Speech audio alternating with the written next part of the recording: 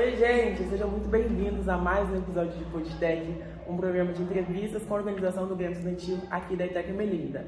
Olha, o Podtech é lançado toda semana aqui no YouTube da escola, tá? Você que está assistindo, já deixa o seu like e se inscreva aqui no canal. Nosso bate-papo de hoje é um bate-papo muito legal. Nós vamos falar sobre política e a nossa convidada é ela, professora de Sociologia, História, coordenadora do ETIM aqui da ETEC Ermelinda, Luzia. Muito obrigada por aceitar o nosso convite e vir aqui nos dar essa entrevista. Eu que agradeço pela oportunidade, espero poder contribuir e esclarecer as dúvidas que me foram apresentadas. Com certeza. Bom, como eu disse para vocês, nosso bate-papo de hoje é sobre política. Então vamos começar já falando da história da política. Ok, vamos lá. Vamos falar do significado de política. Política vem do latim politicus e do grego politikos, né? que tem significados muito parecidos. Cidade significa polis, que vem de polis, e tikos, que vem de comum, né? Então, na Grécia Antiga, os gregos se organizavam para discutir os problemas que eles viam nas cidades. Lembrando que a Grécia foi o primeiro país a estabelecer realmente cidades-estados, ou seja, ter uma vida urbana e sendo analisado de forma política. Então, discutir os problemas que abrangiam ali aquela sociedade fazia com que eles dialogassem sobre e trouxessem soluções para aqueles problemas. Lembrando também que política na Grécia Antiga, ela era praticada por homens livres, né? E principalmente detentores de algum bem material, de algum recurso material. Inclusive Aristóteles é conhecido como o pai da política, porque ele é o primeiro que faz menção à necessidade de tornar política uma ciência, ou seja, algo a ser estudado, a ser aprofundado, e se tornou então academicamente uma formação. Ciência política hoje é uma formação. Muito legal saber disso, né? Porque a gente, quando fala de política, a gente só sabe que vamos às urnas votar, decidir o futuro do Brasil e a gente volta para casa, espera no estado. É muito legal saber da história da política, né? E é muito importante essa sua colocação, porque é um equívoco muito grande por muitos achar que a questão de política está associada à função de representantes. Então, esclarecendo, política é o ato de dialogar dos problemas sociais. Os seus representantes, eles exercem cargos públicos e cada um tem a sua denominação, a sua função, e não necessariamente vou às urnas, né, para escolher o político. É um termo errado, é equivocado, mas muito comum, né, utilizado pelo cidadão que não está esclarecido, que não tem esse entendimento. Outro tópico muito importante quando a gente fala de política é sobre a importância dos votos, né? Inclusive dia 2, aí próximo domingo nós vamos às urnas. Cresceu muito o número de jovens que tiraram título de eleitor esse ano. Vamos falar sobre a importância dos votos, então? Vamos sim. E a minha fala vai estar baseada na fala de Humberto Dantas, que é um cientista político da contemporaneidade. Ele, inclusive, deu várias entrevistas para aquela ONG, né, Politize, justamente para esclarecer, justamente para trazer à luz essa informação. Sim, muitos jovens têm tirado seu título de eleitor, porém muitos jovens acabam não entendendo a importância que ele tem quando ele escolhe. E apesar de terem tirado o título de eleitor, muitos não vão às urnas, né? Tudo bem que não há uma obrigatoriedade, e é legal falar disso, porque a gente fala que votar no Brasil é uma obrigatoriedade. Segundo Dantas, não é obrigatório, porque você tem a livre escolha de ir às urnas e votar no domingo dia 2, ou de justificar o seu voto, ou de pagar a multa por não votar. Diferente de Dantas, eu gostaria de colocar minha opinião. Se eu tenho que ir às urnas votar, né? Se eu tenho que justificar a minha não ida às urnas, ou se eu tenho que pagar a multa, logo para mim eu vejo como uma obrigatoriedade, porque de qualquer forma eu sou penalizada, ou financeiramente, ou até mesmo judicialmente, porque o meu CPF, né, que me indica como pessoa física, ele pode ser ou sofrer vários tipos de, como é que eu posso explicar? ele é bloqueado em alguns quesitos, então isso é muito prejudicial. E qual é a importância de se votar? Como nós somos uma república democrática, nós precisamos entender que isso é uma função onde você, cidadão, pode escolher os seus representantes.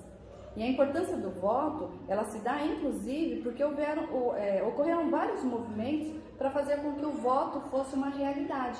Para você, para mim, até em questão de gênero, né? Para você que é jovem, acima de 16 anos e que não é obrigado, né? Mas que pode escolher. E você ter essa liberdade de realmente poder pesquisar, escolher a pessoa que vem de encontro com as necessidades que você consegue ver na sociedade, porque você já é um ser que consegue perceber as dificuldades que a sociedade tem, que a sociedade enfrenta, e poder escolher, baseado nos planos daquela pessoa, de governar, de gerenciar, qual se cabe melhor a sua ideia de sociedade melhor, de sociedade mais harmônica, mais equilibrada, mais justa, né, mais harmoniosa. Eu diria isso. Então, em relação aos jovens, é importante que o jovem tenha essa consciência, né? Que o voto dele é importante, cada voto é importante.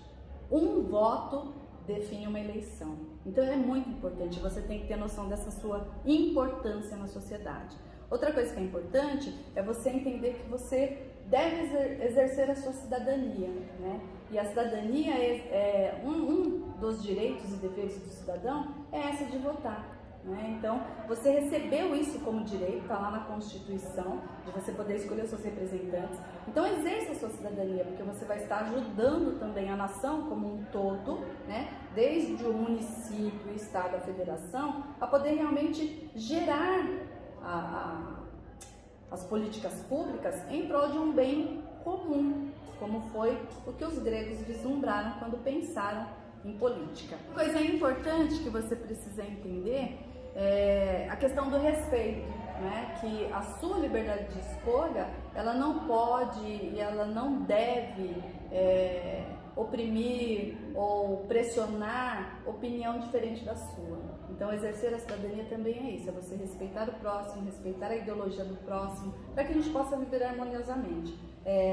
Dentro de uma sociedade polarizada ou dentro de uma sociedade dualista, né, a gente tem que praticar o respeito. Todos temos a liberdade de escolha, todos temos a liberdade de expressão, segundo a nossa Constituição, porém o respeito é algo que às vezes falta num diálogo, né, numa conversa onde as opiniões são divergentes e a gente vê coisas que não deveria ver, infelizmente.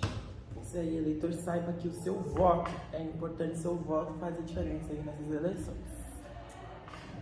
Seguinte, olha, dia 2 nós vamos às urnas, né? Vamos aí ter 5 candidatos para votar, os deputados estadual, federal, senador, governador e por último, o presidente da República. Mas tem muita gente que não sabe as funções de cada um deles. Okay. Vamos explicar para a galera, então, as funções de cada candidato? Vamos lá. Sim, muito importante. Lembrando que nós temos os 3 poderes, por sermos uma república democrática, temos o poder legislativo, executivo e judiciário. E nesse momento nós vamos estar escolhendo o executivo e o legislativo, né? Então, qual é a função de cada um? Presidente e governador, vamos falar de presidente primeiro. O presidente, como nós somos presidencialistas, ele, de uma certa forma, acumula 2 cargos, como chefe de Estado e como chefe de governo. Tá? Então, qual que é a principal função do presidente de um país? Ele é exatamente a personalidade que apresenta essa nação, né, para todas as demais nações, para todas as instituições internacionais, para negociações, para apresentações de propostas. Ele é responsável por realmente, de uma certa forma, representar a nação como um todo em todos os quesitos. Tá? É dele também a responsabilidade de receber essas nações, né, que vem também negociar, que vem apresentar proposta, que vem fazer, de uma certa forma, aqui um diálogo, né, de negociações econômicas, de parcerias. Então, ele tem uma importância muito grande para uma nação e deve se posicionar de uma forma bem bem profissional, bem coerente, bem respeitosa em relação à nação, porque ele é efetivamente a nossa identidade lá fora. Ele que nos representa. Então o presidente ele está no cargo executivo. O governador de estado ele tem praticamente a mesma função do presidente. Lembrando que a função é de governar, administrar do presidente, governar, administrar e poder trazer propostas de políticas públicas para a nação, né? Fazer parcerias com os estados. Essa é uma função muito importante do presidente. E o governador, ele, mais ou menos como presidente, ele também tem a função de gerir, administrar, de trazer políticas públicas para o seu estado, de ter, via presidente, buscar recursos da federação para trazer melhorias para o estado, para praticar no estado as políticas públicas para atender a necessidade da sociedade, tá? Então, ambos são do executivo, né? Ambos têm uma função muito importante de dialogar, de ser a identidade daquele estado, e por isso é muito importante você escolher, você pesquisar, você entender quais são as ideologias desses representantes, para você efetivamente saber se ele está ou não de acordo com aquilo que você pensa, né, do seu meio social, do seu convívio, das suas necessidades. Muito importante pesquisar, muito importante saber que eles têm plano de governo, todos eles, o deputado estadual e federal também, né, que fazem parte do legislativo. E que a função também não só de nos representar legalmente lá, porque através do voto eles se tornam nosso representante legal, todos eles se tornam nossos representantes legais. Então, o deputado federal e estadual, ele também traz da sua região, né, as necessidades que aquela região precisa para transformá-las, às vezes, em leis, ser discutidas nas casas, né, nas câmaras, ser votadas e ser colocadas em práticas através do executivo, né? Então, eles também são fiscais, né? Se o executivo vem ou não executando de forma correta aquelas leis, aqueles projetos, aqueles pedidos que foram solicitados. Ambos, tanto o executivo quanto o legislativo, eles são escolhidos e eles têm mandatos de 4 anos, tá? Todos eles pelo voto via cidadão, né? Pelo voto do povo. Pelo voto do povo. Eles são a representatividade do povo. Já o Senado, essa função, ela trabalha em parceria com a Câmara, né? Na instituição federal, lá no Planalto. Já o senador, ele tem um mandato de 4 anos. Tá? A função dele, junto com a Câmara Federal, junto com os deputados federais, é fiscalizar principalmente as questões de responsabilidade do Executivo e também do Legislativo. Eles são responsáveis em votar projetos de lei, eles são responsáveis por realmente toda a parte fiscal, tudo que o Executivo está fazendo é de responsabilidade da Câmara e do Senado estar acompanhando. Eles são, na verdade, os nossos olhos, né? Como nós os escolhemos como representante, eles devem ser os nossos olhos, os nossos ouvidos e a nossa fala, tá? Para realmente conduzir e para que a gente não saia da nossa Constituição Federal, que a gente esteja dentro da Constituição Federal. Eles têm uma função muito importante também de poder abrir, por exemplo, sindicâncias quando alguma coisa não está de acordo, né? Abre-se a comissão permanente a CPI, desculpa, esqueci agora como é a sigla, mas a CPI justamente para investigar as responsabilidades, quer seja do governador, quer seja do presidente, tá? Então, na verdade, eles têm uma função muito importante que é de fiscalizar, tá bom? Espero ter esclarecido. Aí, então, para vocês, aí a função de cada candidato que nós vamos votar aí no próximo dia 2. Ok. Cada estado tem direito a 3 cadeiras no Senado. E como funciona a escolha do candidato ao Senado? Nessa eleição do dia 2 de outubro, nós vamos escolher um senador. Cada estado vai poder eleger um senador. E na próxima eleição, nós escolheremos 2 senadores. Então, isso também é interessante, porque há uma rotatividade no meio do processo, né? E quem está lá e já sabe o que está sendo votado pode ajudar esses que estão entrando a se situar, né, do que está acontecendo, o que a casa está votando, o que é prioridade para a casa, né, e poder estar ali dentro dessa discussão. Uma outra coisa importante lembrar é que quando você fala assim, o presidente do Senado ou o presidente da Câmara Federal, a gente tem que esclarecer que são senadores e deputados federais escolhidos por nós e que lá entre eles é feita uma votação de quem vai ser o que vai presidir. E ele acaba tendo uma função muito importante, né? Porque ele está ali presidindo e ajudando na administração da casa através das votações, e ele tem, inclusive, uma função de estar muito mais próximo à presidência, ao executivo, justamente para poder fazer com que esse diálogo flua de uma maneira mais aberta, mais sem muitas interrupções ou sem passar por muitas pessoas, muitos processos, né? Mas uma ligação direta com o presidente. Seguinte, nós temos também os votos brancos e nulos, né? Existem há muito tempo, mas tem gente que ainda não sabe o significado, para onde que vai, o que acontece com os votos brancos e nulos. Ok. É assim.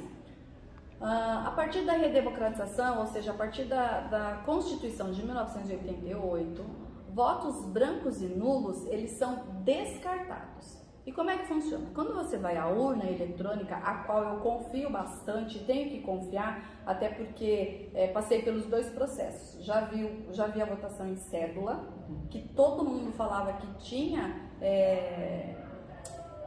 tinha insegurança, né, nas contagens. Então você colocava aqui o indivíduo que estava na contagem, colocava o crédito, né, a integridade dele em xeque. E aí fomos para as urnas eletrônicas, e é um sistema binário, sei lá como é que funciona por dentro, mas eu também confio, né? E eu tenho que confiar e eu tenho que acreditar que o meu voto tem a sua validade e ponto. E aí o que nós temos? Na urna você tem a opção de teclar o voto em branco. Então se você apertar branco, você está dizendo qual é a sua posição, né? Ninguém me representa e eu não quero votar em ninguém. Então eu vou lá, voto em branco. Esse voto não tem contagem. Não vai para ninguém. Voto nulo é quando você chega lá equivocadamente, escreveu o nome ou o número do seu candidato erroneamente, ou você não lembra o número dele e você fica ali digitando, e se você der confirmar e o número estiver errado, ele também é descartado. Então ele não entra na soma dos votos.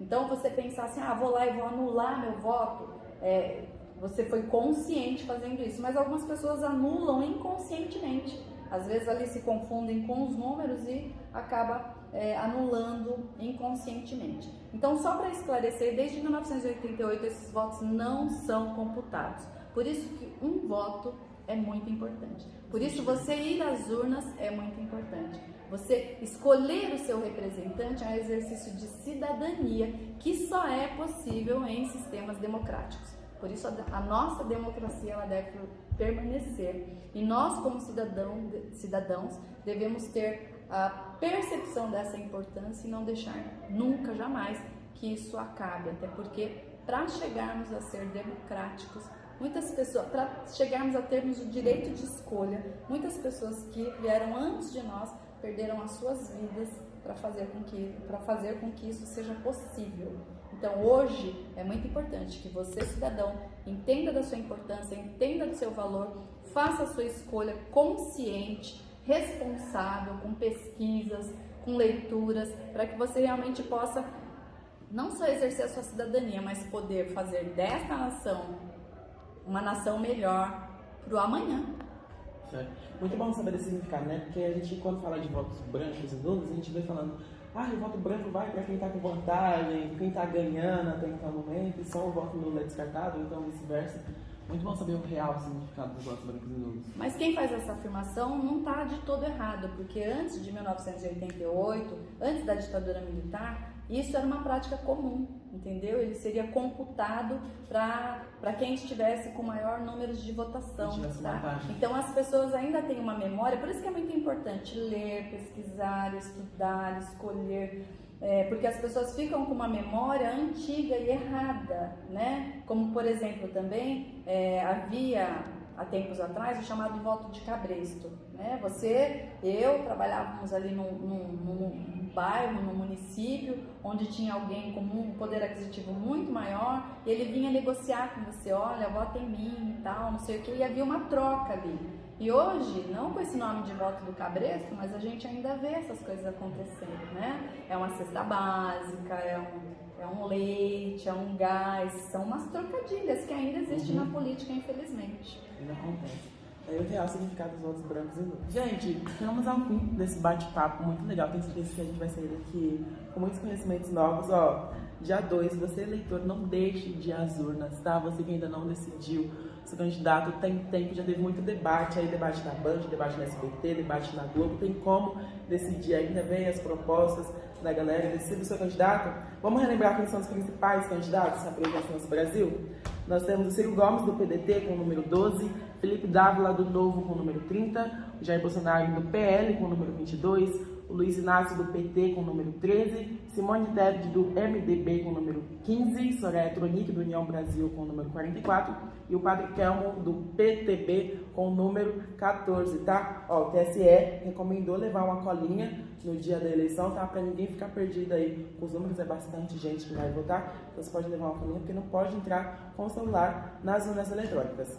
Pro, novamente, obrigado pela sua participação, obrigado por ter aceitado nosso convite de vir aqui nos dar essa entrevista, foi muito bom. Eu que agradeço a oportunidade, peço desculpas se foi corrido, se não foi tão esclarecedor assim, porque são temas muito abrangentes, é um tema muito gostoso de se ter, mas o nosso tempo é curto. E lembrando o seguinte, você realmente ainda tem tempo de escolher. Ele falou dos presidenciáveis, né? Mas você ainda vai ter que escolher o governador, o senador, o deputado estadual e o deputado federal. São funções de extrema importância. Por isso, nesse dia 2 ou até o dia 2, pesquise, busque. Eu, diferente dos debates, sugeriria também você ler o plano de governo desses senhores, né? Porque daí você vai ter uma abrangência maior em todos os aspectos. Educação, saúde, economia, diversidade, que é uma coisa extremamente importante e algo que a gente realmente tem que debater bastante, tá? Então fica aí, não se esqueça, leva um documento de identidade para as urnas, faça valer a sua cidadania, bom voto a todos e que vença o melhor. É isso, lembrando que as urnas fecham às 5 horas, tá? No horário de Brasília, não deixe de votar. Muito obrigado por ter assistido esse episódio, deixe seu like e compartilha esse episódio com alguém, porque eu tenho certeza que vai ajudar alguém nessas eleições próximas, dia 2. Novamente, obrigado por... Obrigada. Tchau, gente. Obrigada.